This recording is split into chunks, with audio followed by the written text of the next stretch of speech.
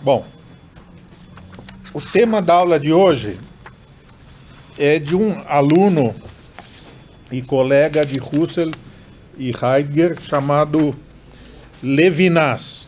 E nós vamos retomar a fundamentação fenomenológica dos direitos humanos a partir de Husserl, de Heidegger e a contribuição de Levinas sobre direitos humanos. Nesse livro Entre nous, que eu só tenho a tradução em espanhol, mas aí o orientando do Bittar ele esgotou a bibliografia, depois ele vai falar sobre a visão dele. Levinas, ele faz exatamente o que eu ia fazer se ele não tivesse escrito isso, tentar buscar a fundamentação dos direitos humanos. O descobrimento dos direitos humanos, independente das qualidades como a hierarquia social, a força física, intelectual, moral, virtudes e talentos, é um momento essencial da consciência ocidental. Tá? A questão que ele levanta é qual que é a essência formal dos direitos humanos. Então tem a fundamentação teológica, a fundamentação dos direitos naturais, a fundamentação kantiana e tem a fundamentação fenomenológica que nós não apresentamos ainda. A última aula a gente falou sobre a hermenêutica fenomenológica. Ele descarta a fundamentação kantiana. O que significa o dever ser dos direitos humanos? Aí ele começa a falar. A energia normativa dos direitos humanos vem do racional? De que modo e com que modelo podemos impor efetivamente a vontade livre ou autônoma que reivindica os direitos humanos a outra vontade livre sem que esta imposição implique um efeito, uma violência sofrida por tal vontade? É somente possível, se a decisão de uma vontade livre concorda com uma máxima de atuação que deve universalizar-se sem contradição e revelar o modo da razão que habita na vontade livre e que essa vontade deve respeitar as demais vontades livres de acordo com a sua racionalidade? Eu gosto de você, mas ele é contra a fundamentação kantiana, entende? Não é um Vorurteil, é que não dá para fundamentar nele.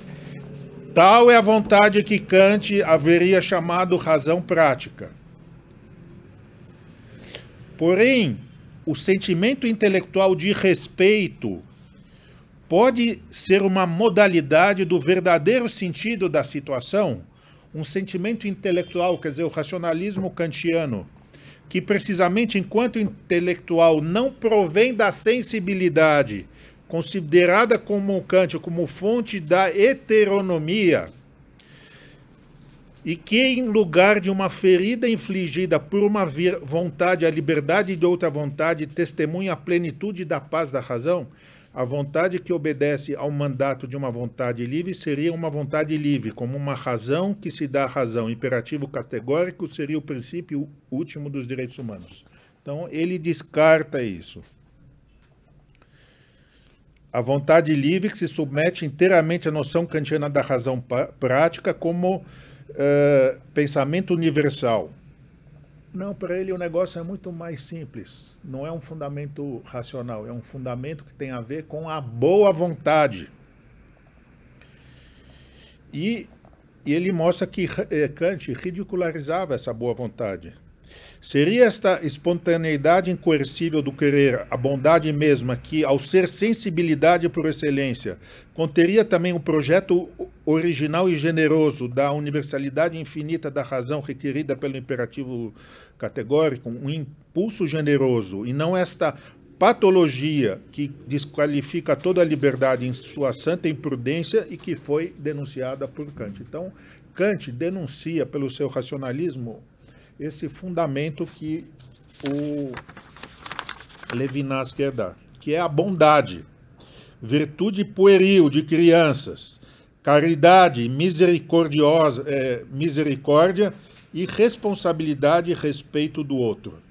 Qual que é o objetivo dessa aula? O objetivo dessa aula é mostrar que, apesar dessas palavras serem palavras que ecoam a tradição bíblica, elas não têm fundamento teológico, elas têm fundamento filosófico na fenomenologia tão rigoroso como das últimas aulas. Fundamentos em Husserl, Heidegger, Platão e Descartes.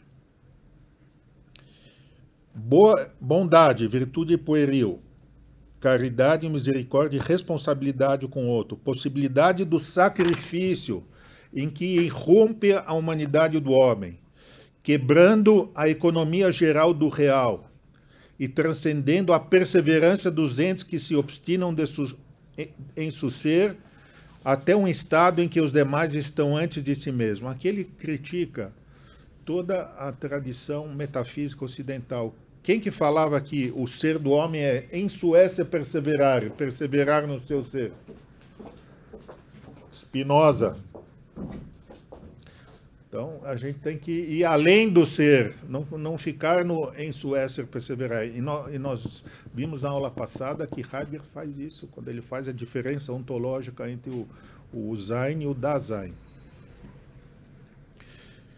Desinteresse da bondade, uma bondade desinteressada. O outro em sua chamada, que é um mandamento. O outro como rosto.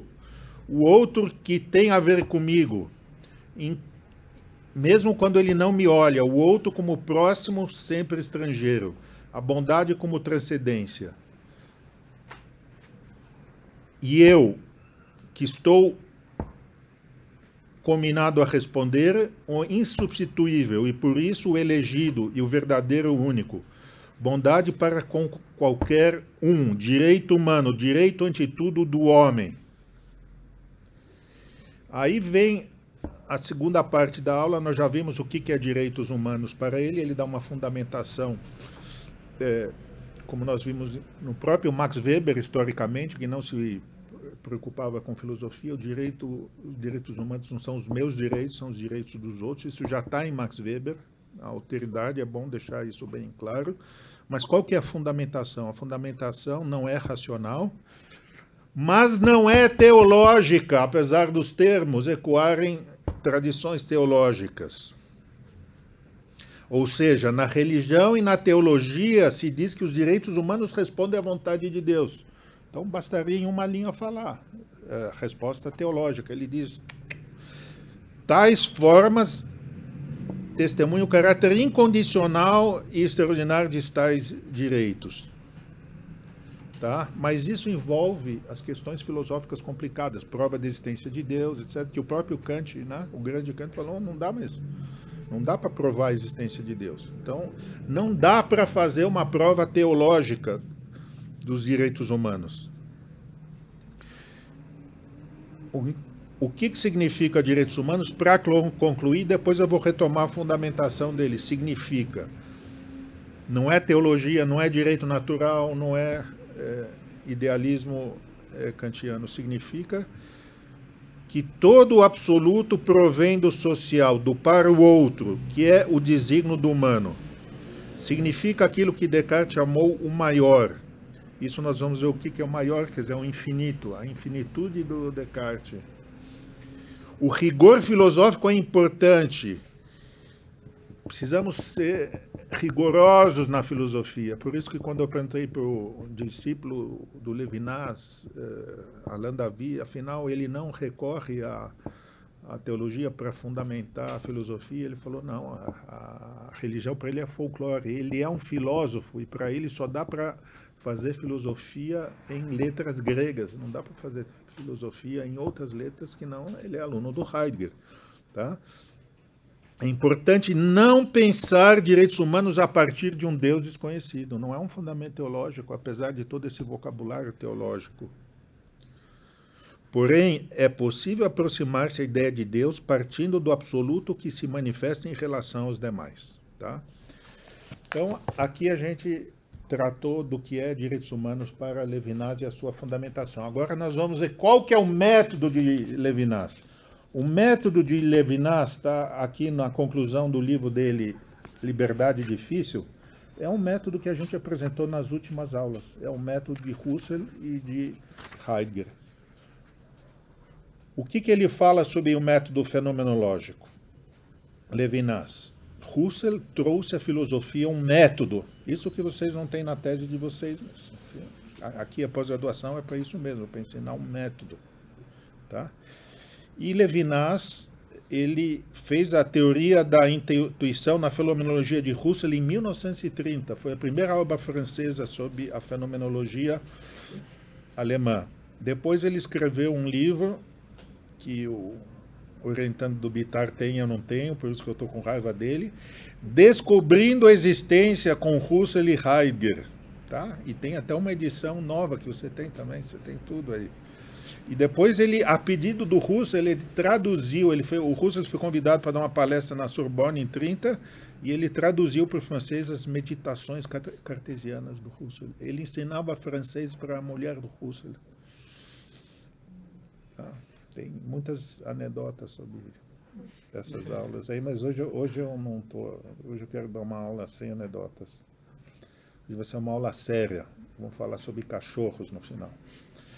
Husserl trouxe à filosofia um método. Ela consiste na intencionalidade que anima as modalidades do aparecer. Isso é fenomenologia. Fenastein, aparecer. Não é isso,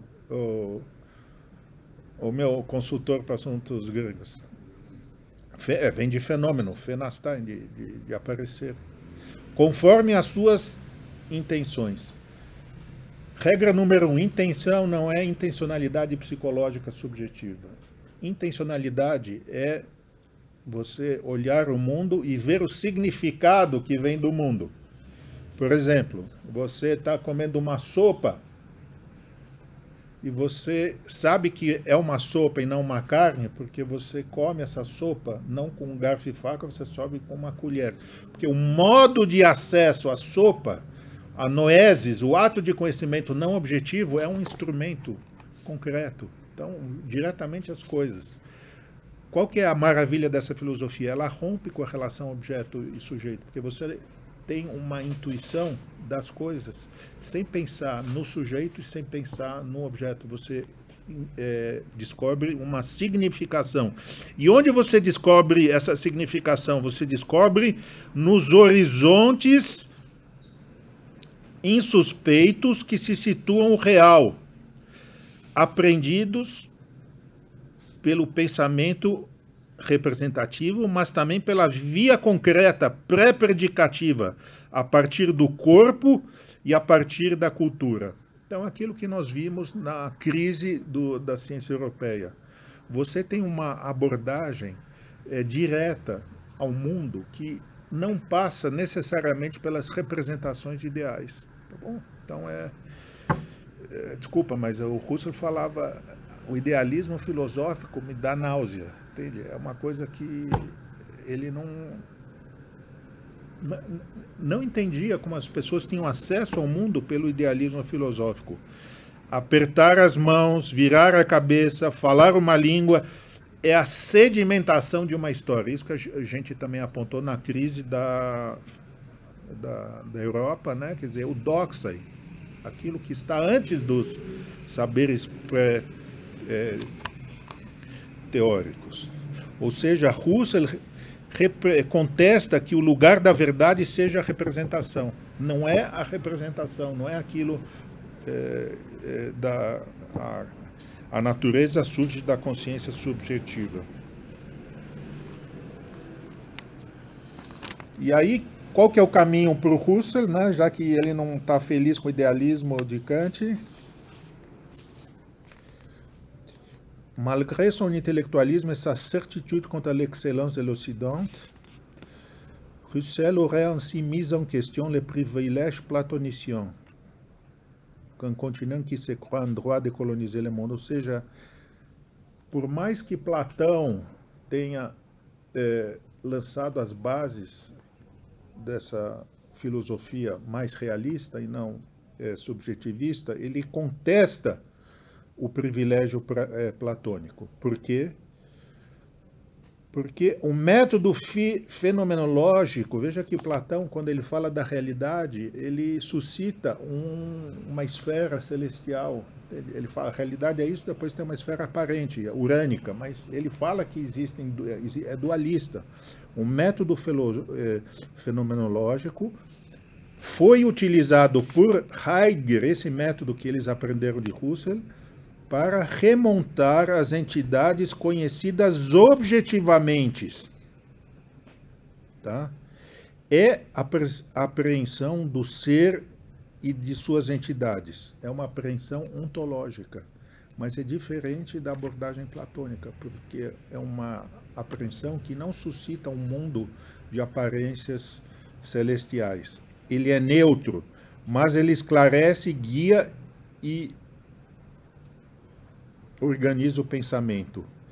Ele chama o homem e o suscita.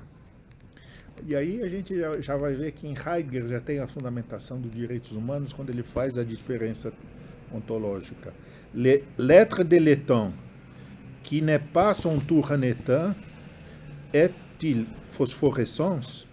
O ser do Dasein, que não é um Dasein, é uma fosforescência. Quando Heidegger fala que existe uma diferença entre o ser eternamente presente e o Dasein do homem, né, ele chama o homem, ele constitui o homem como um ser livre. Nesse gesto de Heidegger, você já tem direitos humanos, porque ele coloca o ser do homem finito, contingente, diferente do ser absoluto, metafísico e tudo mais. Então você já tem vamos dizer, os primórdios daquilo que Husserl chama, que Levinas chama o outro, porque Heidegger fala, esse ser, o que é o ser é in der Welt sein, é ser no mundo. E o que é ser no mundo é miteinander sein, é ser com o outro. Mas é muito incipiente, porque Heidegger, ele é solipsista. Ele pensa, como na área da Tacon em 46, ele pensa sempre a partir da minha finitude, da minha morte. Ele nunca vai ver a morte do outro. Ele fala do ser do outro, mas ele não vê que como Husserl faz, o Levinas faz esse giro, ele parte do outro e não parte de si mesmo, não é solipsista. Qual que é a categoria nova? Então nós já vimos Husserl, a intencionalidade, nós já vimos Heidegger, a diferença a diferença ontológica. Qual que é a contribuição do Levinas? É a ileidade, como é que se fala em português? Eleidade, que vem do francês ilha. Na verdade é uma palavra que o Levinas cria, né, ileté, né, mas não tem uma tradução fiel. Tá bom. Depois você faz a arguição, hein? Como o meu orientador fazia, ele me deixava com palpitação toda vez que ele arguía a minha tese. Ilha, ou seja, há um meio que leva da existência ao existente e do existente ao outro. E isso é um meio que nós já vimos que está em Heidegger, que é a interpretação temporal. Por isso que tem o primeiro artigo do Levinas chama Le temps et l'autre, o tempo e outro. O tempo não deve ser visto como imagem e aproximação de uma eternidade imóvel. Isso é o ser da metafísica, né? De Aristóteles. Mas como um modo deficiente da plenitude ontológica. Ele articula um modo de existência onde tudo é sempre revogável, onde nada é definitivo. Vocês vejam o sentido de liberdade em Heidegger e Husserl, como já tem isso neles. Mas est à venir, ele vai existir, onde o presente não é uma simples coincidência com ele mesmo, mas também iminência. Tá? Então, aqui a gente não está falando em consciência subjetiva, a gente está falando de coisas muito concretas que acontecem na história. E Levinas explicita muito bem que esse método fenomenológico e ontológico de Heidegger, eles rompem com aquilo que é a metafísica ocidental, que é uma metafísica sempre com categorias totalitárias, né? É sempre pensa no mesmo e na totalidade, e nunca no outro e no particular. Essa visão dele, por que é direitos humanos? Tá? Aqui é o que é direitos humanos, mas aqui é a fundamentação. O tempo, a linguagem e a subjetividade desenham um pluralismo. Tá? Então é um pluralismo, não é uma totalidade. É um senso mais forte desse termo, uma experiência. O acolhimento por de um ser absolutamente outro. A ontologia, a compreensão heideggeriana do ser do Dasein, de l'être de l'état, se substitui como primordial a relação do Dasein ao Dasein, que não é uma relação entre sujeito e objeto, mas uma proximidade, a relação com o outro. Ele parte da diferença ontológica entre o ser e o Dasein, só que ele substitui essa diferença ontológica pelo ser e o outro. A experiência fundamental que a experiência objetiva supõe é a experiência do outro, experiência por excelência. Como a ideia do infinito vem do pensamento cartesiano, que nós vimos no final do artigo sobre direitos humanos. Autrui est hors proportion avec les pouvoirs et la liberté du moi.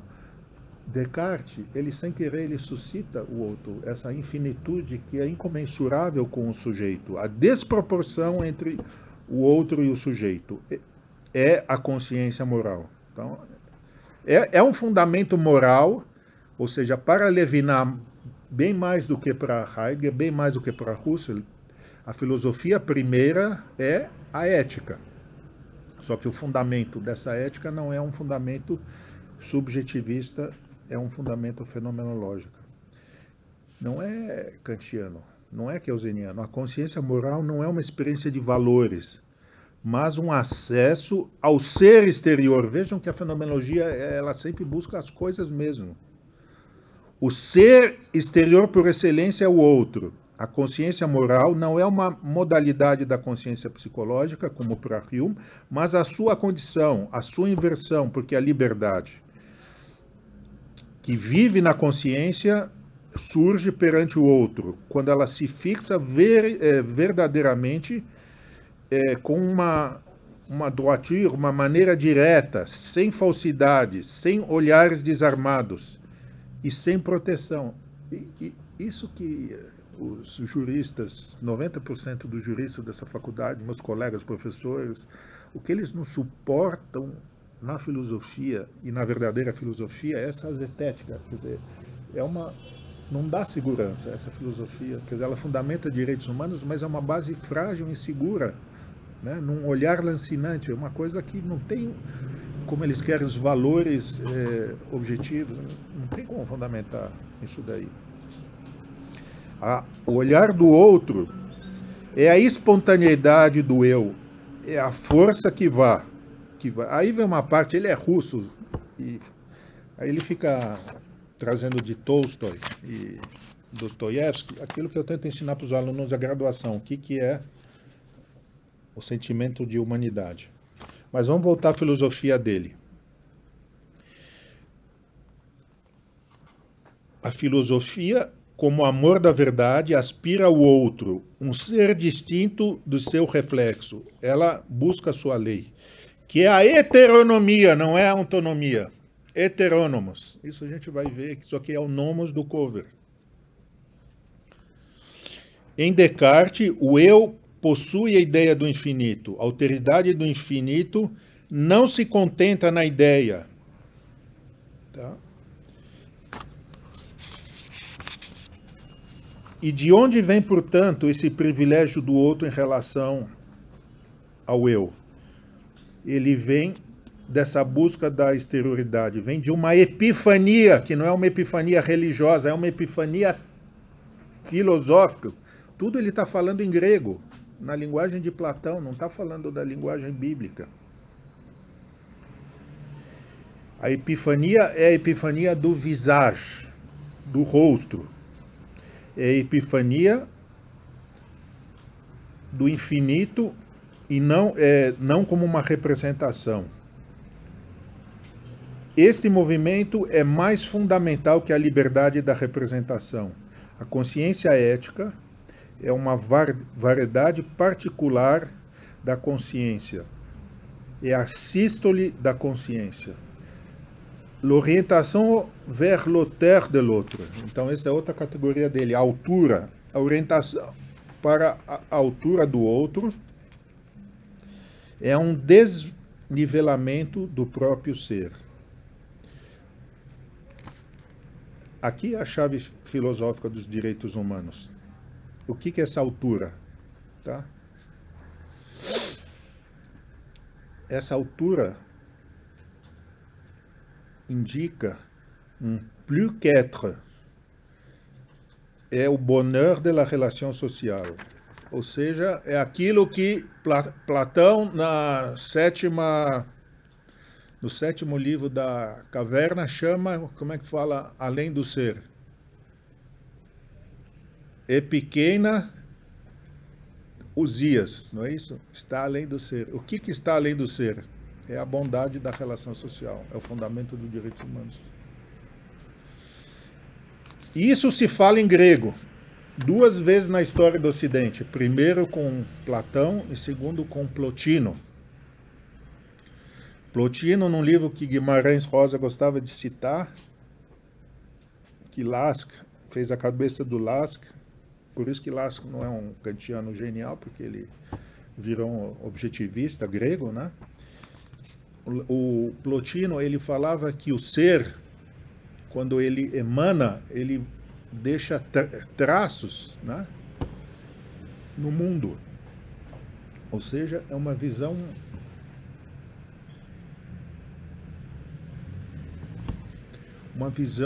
imanentista do ser, que vai deixando traços no mundo. Então a gente vê que Platão dá o fundamento dos direitos humanos quando ele fala que além do ser você tem o bem, e Plotino também dá o fundamento dos direitos humanos.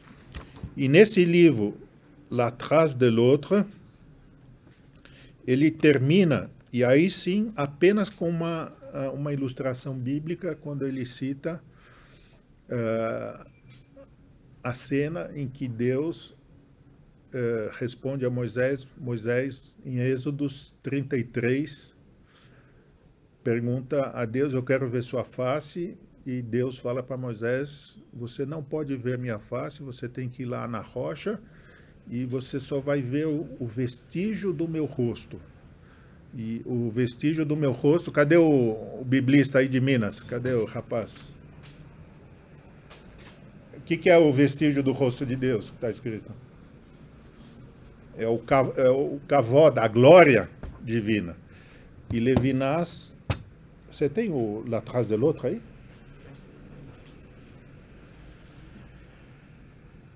Olha, você vê que são orientandos bons? Todos os livros, todos.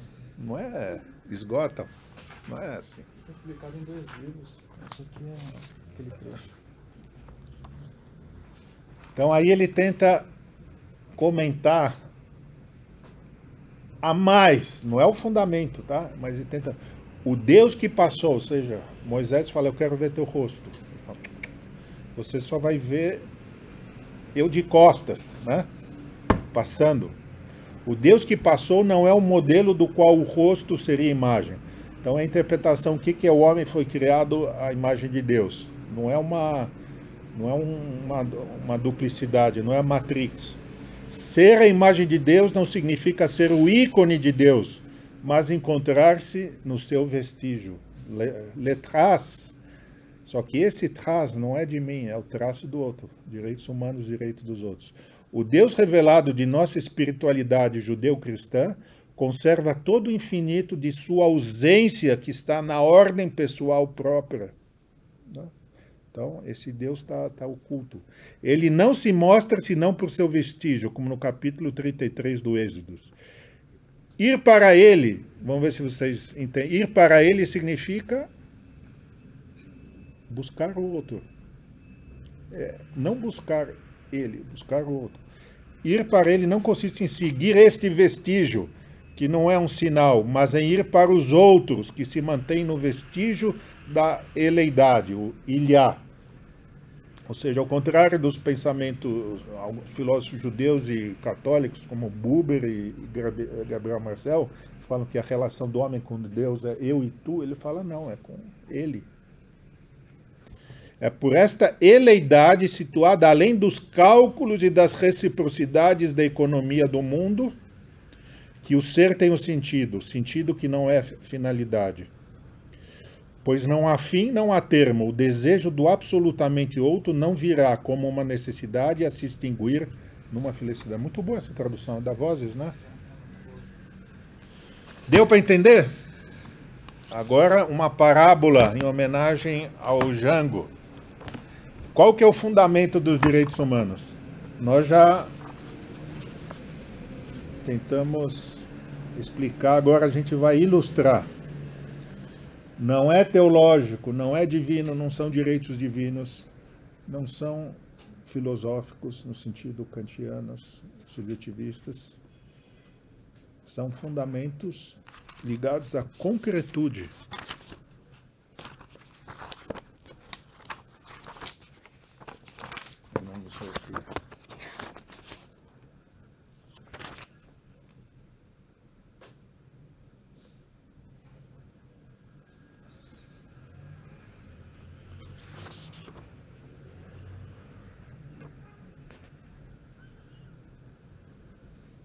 Aqui tem outro artigo muito bom sobre Gagarin e Heidegger, né? Que ele acaba com Heidegger.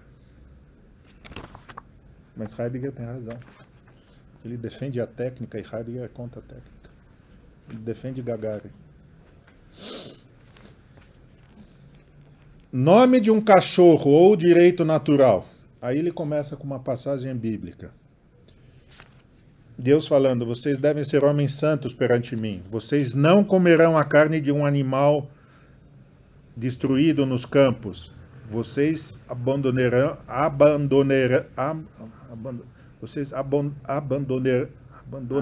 esta carne ao cachorro. Êxodos 22:31. Aí ele pega um monte de hermenêuticas sutis, teológicas, tentando entender, afinal, Deus fala de cachorro. Eles acham que Deus não pode falar de cachorro. Não, Deus está falando de cachorro, um cachorro mesmo. Então, vamos abandonar todas essas trevas da alegoria. Chega de alegorias. Deus está falando de cachorro. Tá? Nada de muita sofisticação. Ele tenta explicar o que é esse cachorro que está citado aqui. Não é nada do que está na Bíblia.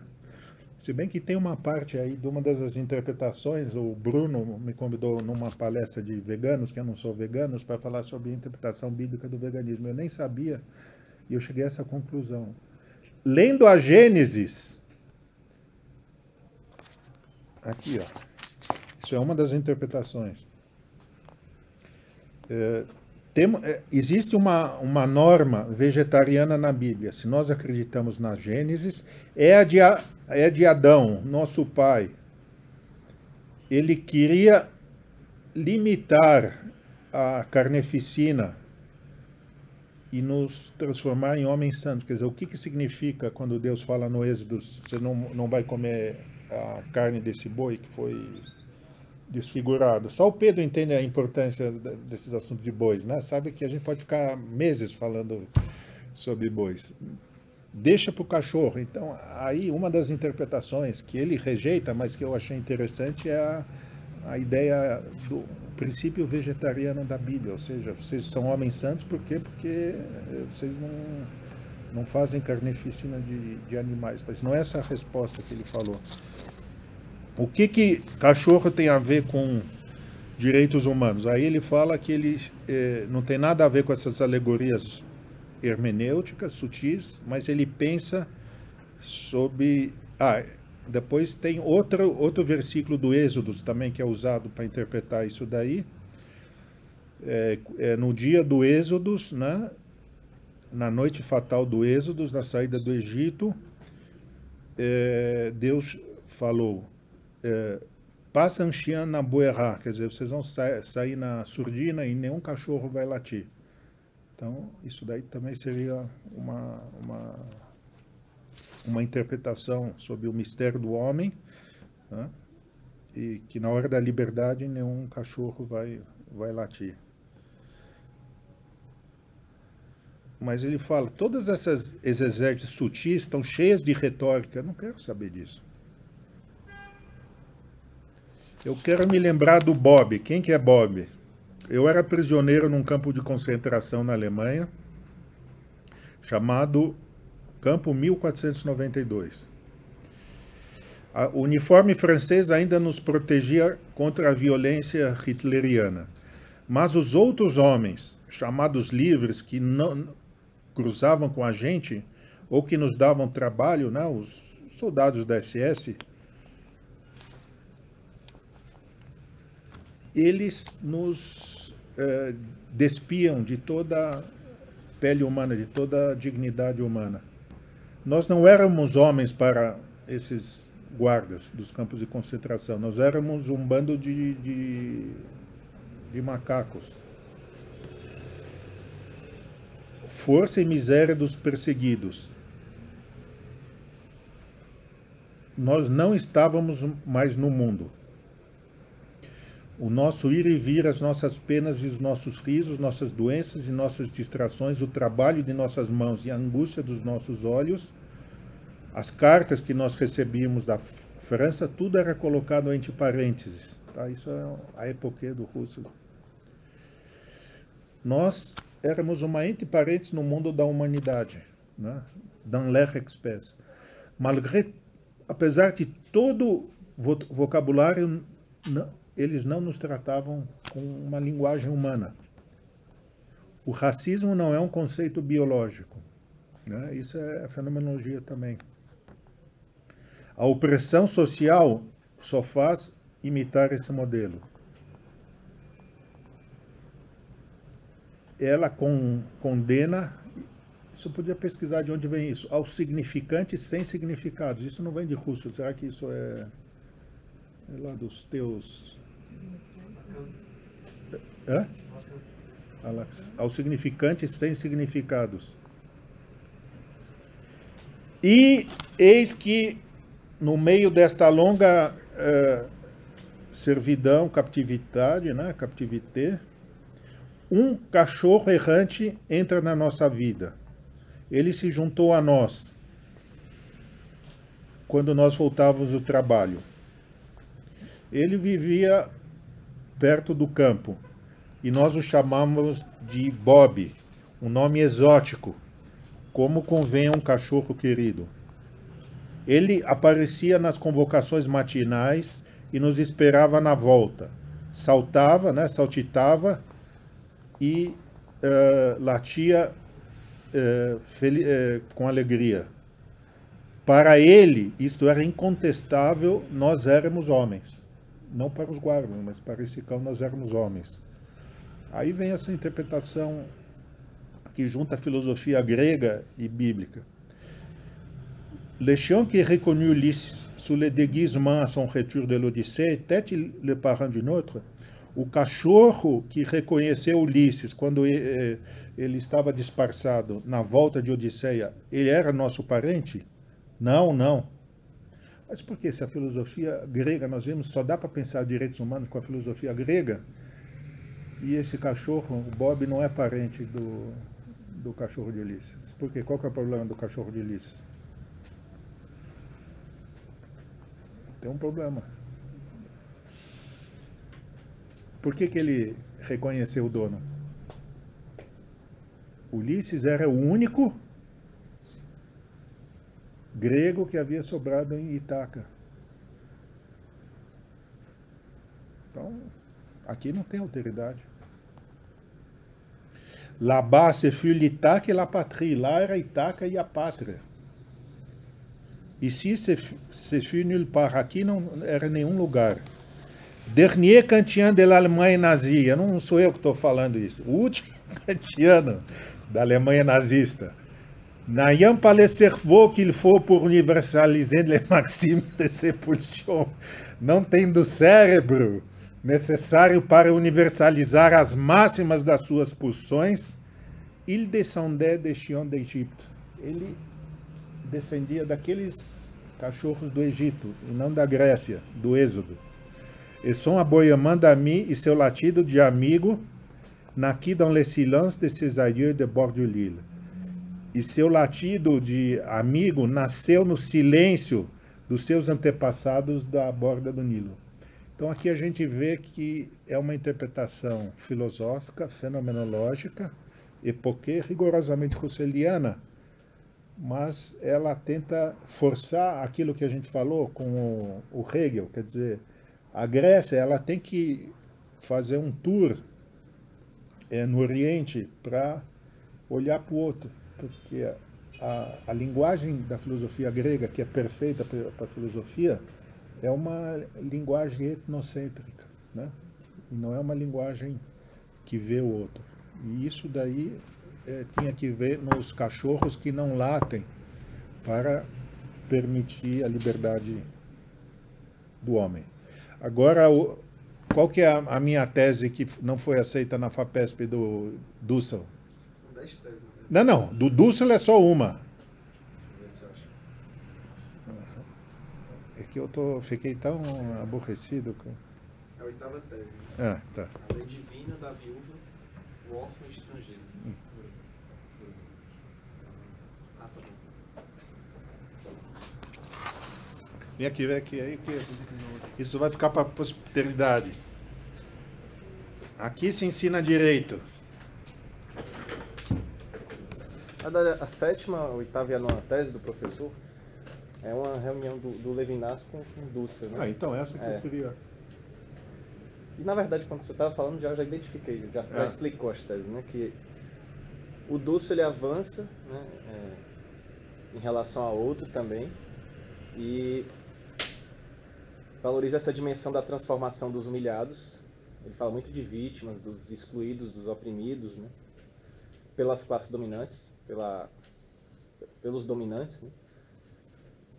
E o professor diz o seguinte: o rosto do outro indivíduo incorporado na mesmice da totalidade, gritos na vulnerabilidade para a justiça. Esta exterioridade é concreta, a exterioridade do outro, né? É o pobre, a viúva, o órfão. Estes são os profetas. Os outros, os pobres, em sua exterioridade extrema ao sistema, provocam, né, a justiça. Ou seja, eles chamam de frente. A ideia de chamar de frente é pelo rosto, né? Então, assim como o Levinas, o Dussel, ele também segue uma fundamentação fenomenológica dos direitos humanos e foca muito nessa noção de vítima. O Dussel, ele faz parte, entre outros autores, de críticos da modernidade. Eles entendem que os direitos humanos são eurocêntricos, né? Então ele quer mostrar que não só os direitos humanos, a filosofia é eurocêntrica. A filosofia dominante foi produzida por pensadores europeus. Ele disse que as categorias filosóficas estão enraizadas, inclusive no Brasil, né? Na América Latina. Por isso que ele quer que, na verdade, as vítimas, os excluídos, oprimidos, se auto-reconheçam como vítimas e busquem a transformação disso, né? Então ele diz o quê? Que com a chegada dos colonizadores, eles viam os índios, enfim, não como outro, mas como mesmos. Ele entende que tem que mudar essa perspectiva de ver os outros como iguais, e, portanto, como iguais que devem ser modificados para civilizados, digamos assim, né? Para os padrões europeus.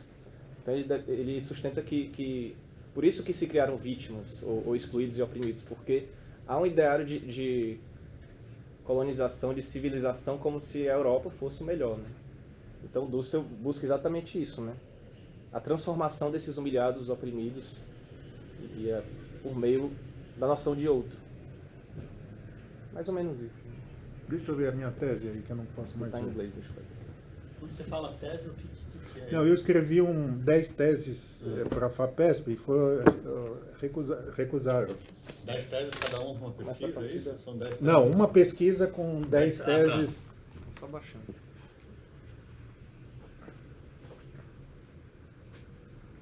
Então, a 7ª tese. Na origem da descoberta russeliana da intencionalidade, Husserl preservou a objetividade, separando de todo o psiquismo. Isso que nós falamos na aula de hoje. E Levinas, qual que é a contribuição de Levinas a Husserl e Heidegger? Ele fala abertamente, o que está além do ser é a ética, é o bem. Levinas fala da gênese ética desta subjetividade. Hors sujet. Você tem esse livro? Cadê o livro? Mostra aí. Hors sujet, eu não tenho. O que significa hors sujet? Fora do sujeito. Ah, você não tem? Hors sujet. Como é que desce aí? Então, como é que a gente interpreta isso? O significado é tudo, certo? Baseado na fenomenologia ética de Levinas, Dussel, como se chama? Dussel, né? Fica atento à comunidade das vítimas da globalização, do sexismo, do racismo, do colonialismo e da opressão do outro. Ele avança a dimensão da transformação dos humilhados e excluídos, das classes dominantes, por isso que a próxima aula é Marx, tá? E você lembra que na entrevista o Adorno, vai ser Adorno. Vai ser Adorno. Próxima aula é qual? Hã? Próxima aula. Adorno? Adorno. Lembra que ele fala positivamente do Marx. Lembra? Conhece essa? Tá aqui, ó.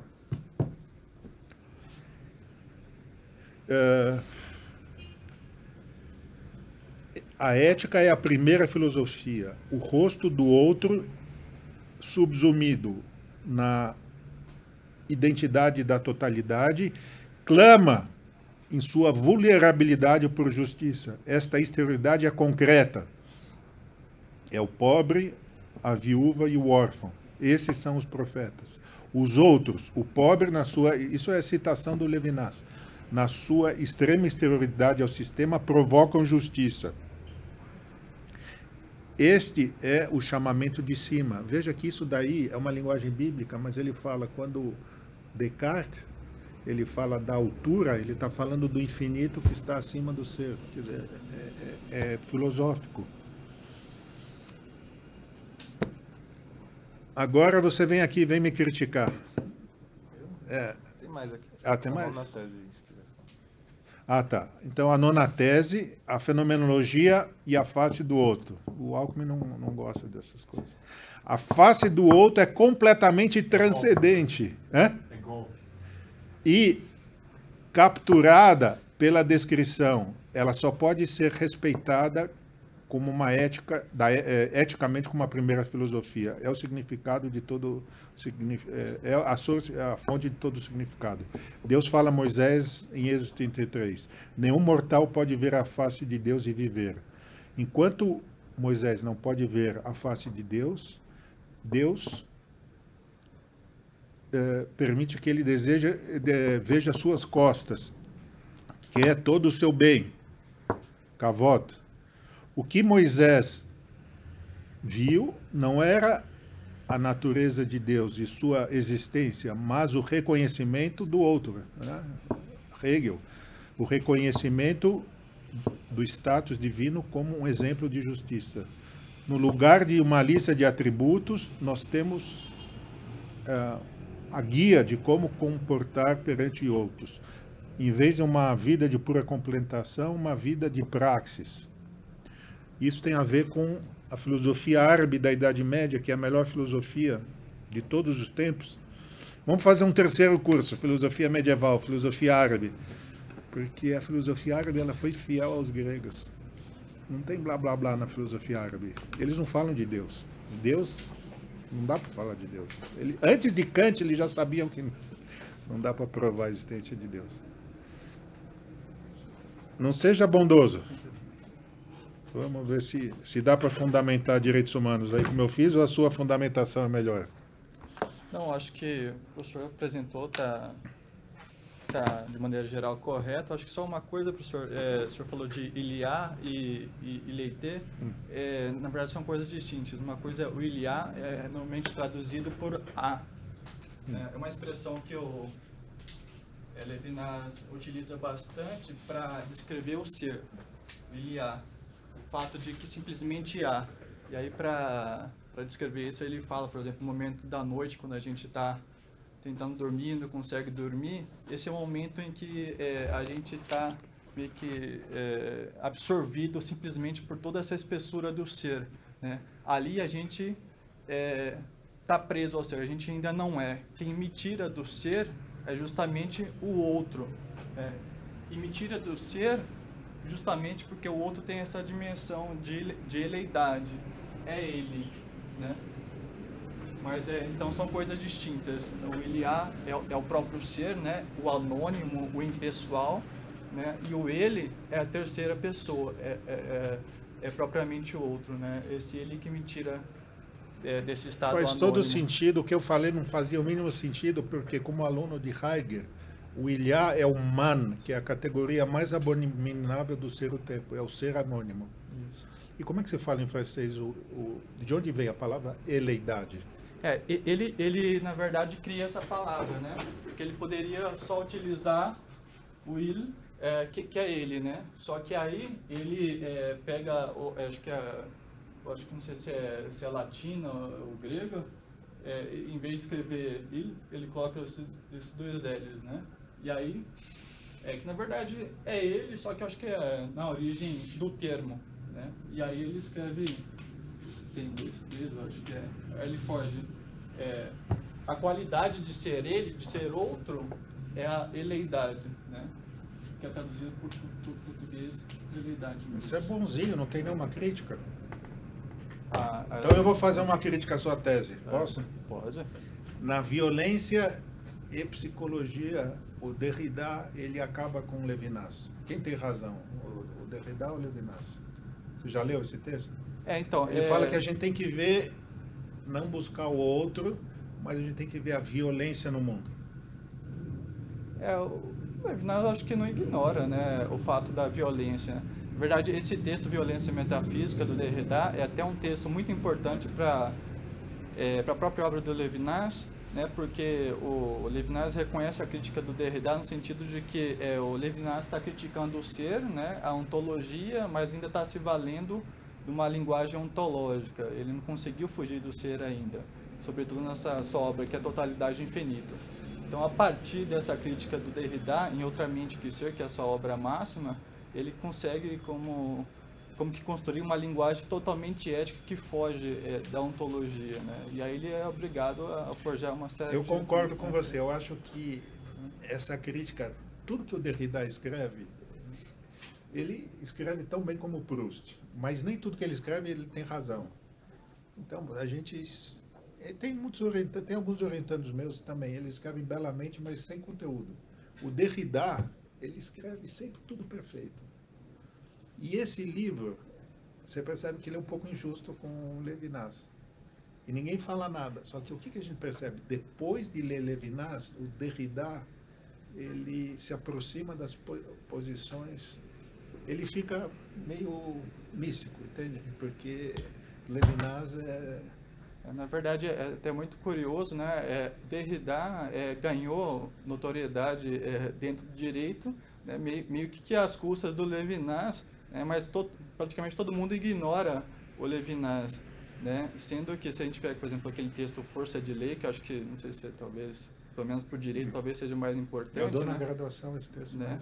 Ele está falando ali do direito infinito do outro, que é a noção que ele tira do Levinas, da fundamentação dos direitos humanos em Levinas, né? Porque quando Levinas descreve a fundamentação dos direitos do homem, ele fala, olha, eu não quero falar dos direitos mais do homem, os direitos do outro homem, né? A modernidade até hoje pensou o direito fundamental sempre como o meu direito, né? O direito meu a tudo. É uma espécie de direito infinito, mas é o meu direito, né? Que pelas instituições ele tem que ser limitado. Mas eu quero pensar de maneira inversa. Eu quero pensar como direito do outro homem como direito originalmente infinito, não o meu direito. Isso não quer dizer que eu não tenho direito, mas o meu próprio direito só nasce a partir do direito do outro homem. Então ele vai explicar por que existe o meu direito de liberdade, por exemplo. O meu direito de liberdade surge para que eu possa executar a minha própria responsabilidade. Então é como se, nesse face a face, no encontro com o rosto do outro, o outro só tivesse direitos infinitos, e eu só tivesse deveres infinitos. Só quando a gente entra depois em sociedade que a gente se torna um sujeito de direitos e de deveres. Mas no face a face há essa quebra, essa ruptura, né? O outro como detentor de um direito infinito e eu como detentor de responsabilidades. Aula que vem Das Kapital, Marx na visão Rosa de Adorno, porque eu não consigo mais tratar as coisas de maneira muito... Adorno, alguma coisa sobrou de Marx em Adorno também, não é só... Só uma curiosidade também, esse texto é muito interessante, que ele fala do Bob, né, do cão, o último... Cão justnaturalista. O último kantiano, né? Se levanta a questão de se Levinas conceberia um rosto no animal, né? É uma questão que fica aí meio que aberta. Afinal, só o outro ser humano que teria rosto ou o animal também teria um rosto, né? E aí o pessoal vai achar de maneira geral que o Levinas não chega a reconhecer de maneira direta, apesar desse texto. Ele fala que o cachorro é mon frère, meu irmão, mas ele tem uma linguagem antiquada, ele não está up to date com animal rights. Na verdade, a crítica até que se faz é que ele se vale do animal para reconhecer a sua própria humanidade, né? Porque ele fala, quando ninguém nos via como humanos, o cão via, né? Então, é meio que o cão me devolvendo a minha humanidade, mas eu não vendo o cão como... Isso é uma crítica que a gente tem que fazer ao Heidegger também, porque o que resta de pouco humanismo de Heidegger é profundamente anti-animal. Ele sempre fala, não, porque o macaco não tem isso, e o homem tem isso. Então, isso é um pouco cultura europeia também. Muito bom. Você vê, Thales, todos os livros. Mas você tem um cachorro aí. Professor, você tinha mencionado no começo sobre os escritos musicais do Adorno. Então, é a aula que vem. Vai entrar nos escritos musicais dele? Eu dou tudo que eu gosto de aprender com vocês. Vocês vão entrar Vocês entendem um pouco da... Não tem nenhum músico aí na aula? Não, estou pensando em fazer a revisão essa semana. Não, pode ler os textos musicais do Adorno, são as partituras, e lá ele trata uma hermenêutica jurídica que não é parecida com a objetividade dos valores. Oi? Não, tem o Beethoven. Qualquer livro dele, ele não era um grande filósofo, mas ele era músico.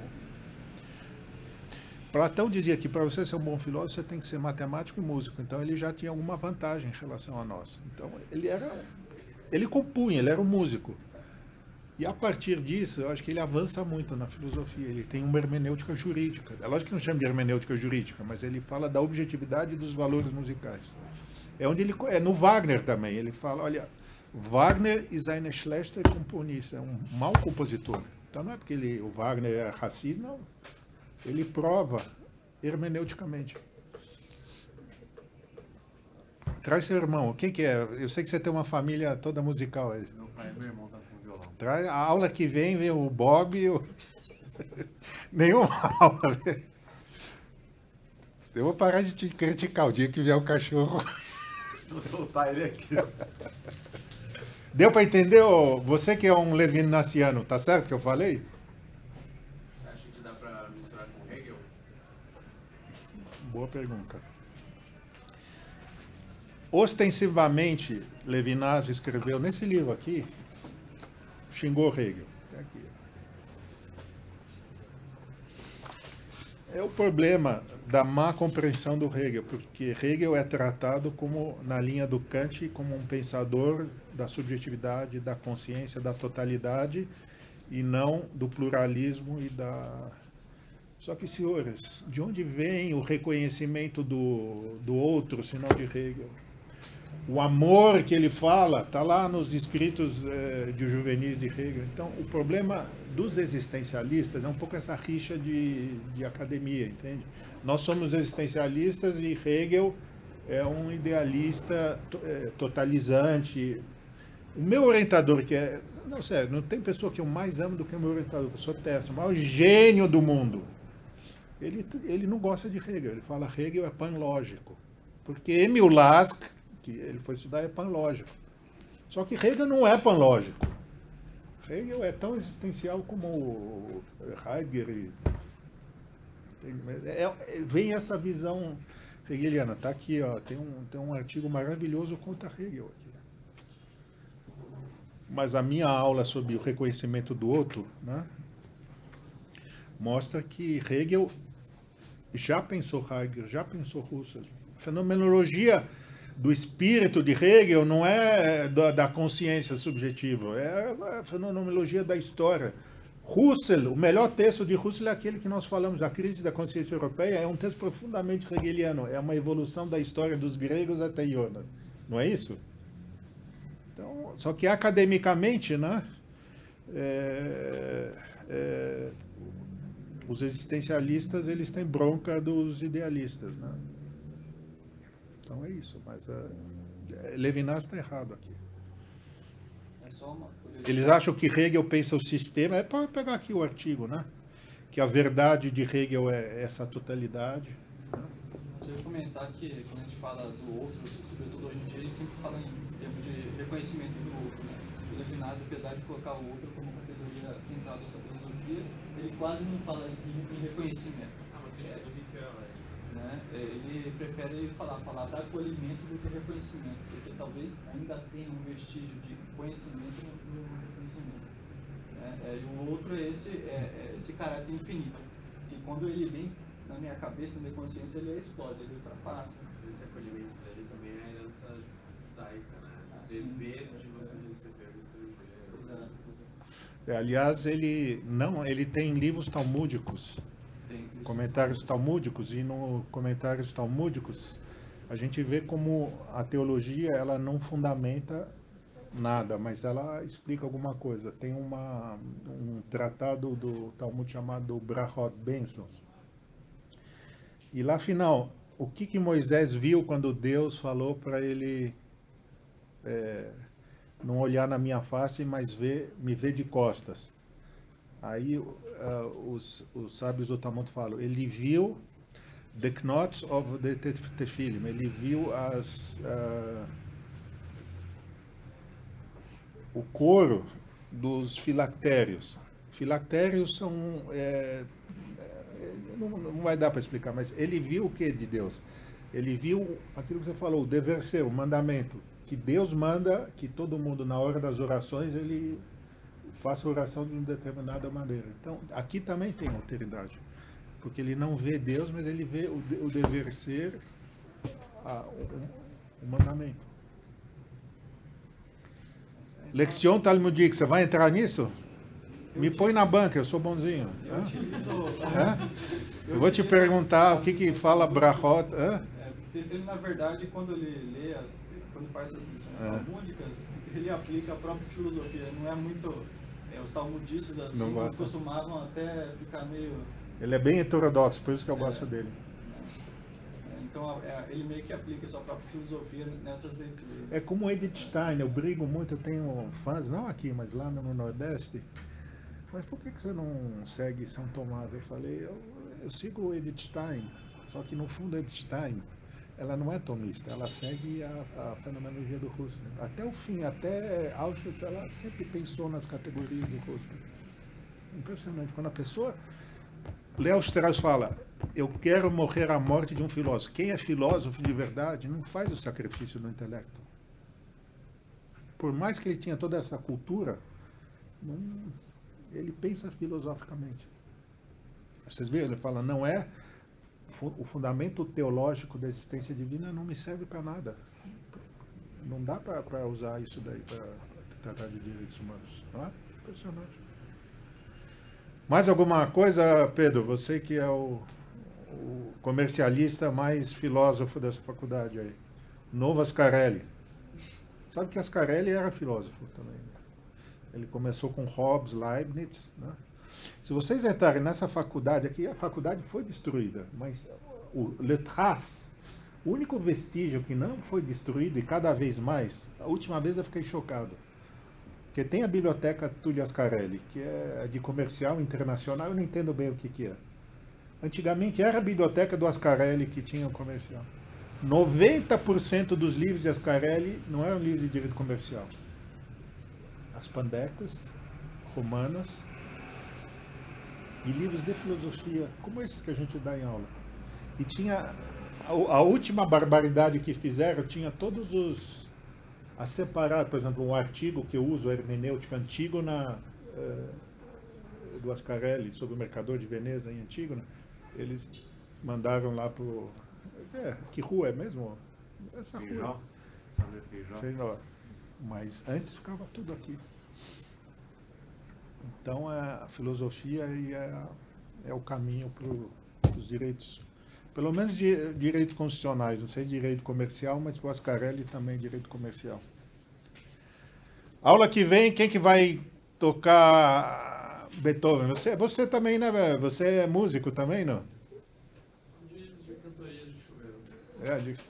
Aula que vem nós vamos ver hermenêutica das notas musicais de Beethoven para ver por que lá tem... ele usa a expressão os valores objetivos de verdade. E não em Wagner. Eu gosto mais de Wagner, eu não entendo.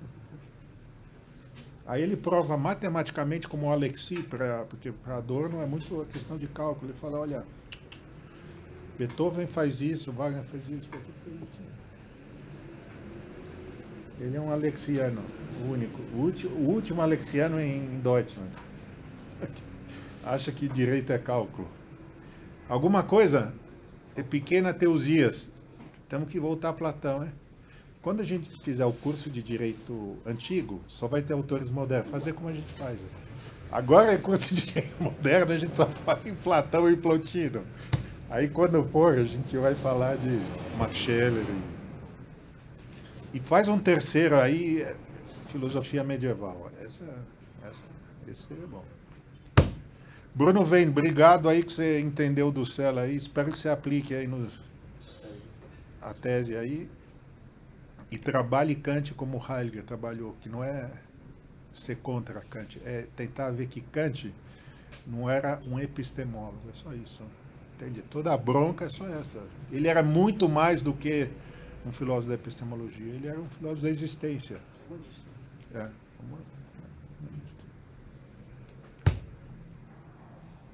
A significação sans não é da sua praia, não, é do Lacan mesmo.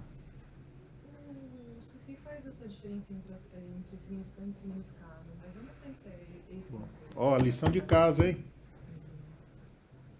De onde ele tira essa significação?